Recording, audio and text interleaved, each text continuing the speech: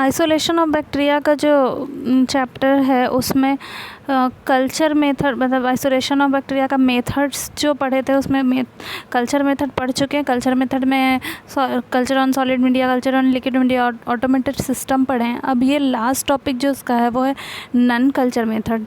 तो none culture method में कौन कौन सा आ जाता है, तो यहाँ पे एक एक करके दिया हुआ है सबका कि PCR, LCR, SDA, NS, BA सबका फुल फॉर्म भी लिखा हुआ है। तो ये सारे नन कल्चर मेथड है और इन सारे मेथड्स की मदद से भी जो है वो आइसोलेशन किया जाता है, बैक्टीरिया को आइडेंटिफाई किया जाता है। और कुछ जो है वो कल्चर रिज़ल्ट देखने के लिए कुछ इंपॉर्टेंट पॉइंट्स हैं कि ये सारी चीज़ें का इन्फॉर्मेशन होना चाहिए, तभी हम प्रॉपर रिज़ल्ट हमको मिल पाएगा। तो क्या क्या है, तो टाइप ऑफ स्पेसिमेन पता होना चाहिए, मतलब हम स्वैब ले रहे हैं माउथ से या CSF लिए या ब्लड है स्पेसिमेन, ये जो है वो हमको पता होना चाहिए।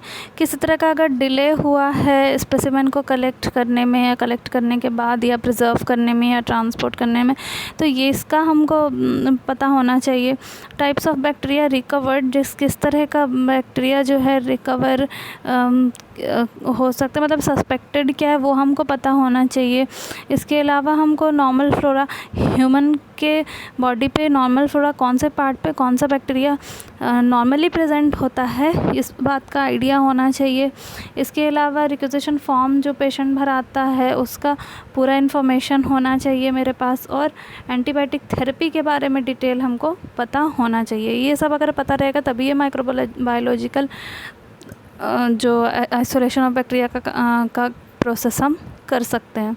इसके अलावा ये बताया हुआ है कि हेल्थ केयर वर्कर और माइक्रोबायोलॉजी लैब के वर्कर के बीच में जो कम्युनिकेशन है वो बहुत अच्छा होना चाहिए, तभी हम प्रॉपरली इन्वेस्टिगेशन कर सकते हैं, प्रॉपर रिज़ल्ट आ सकता है, करेक्ट रिज़ल्ट आ सकता है और सही रिपोर्ट बन सकता है। तो यही था ये पूरा आइसोलेशन ऑफ बैक्टीरिया का चैप्टर, और ये लास्ट वीडियो था आइसोलेशन ऑफ बैक्टीरिया के चैप्टर का, जो कि एक माइक्रोबायोलॉजी का चैप्टर है।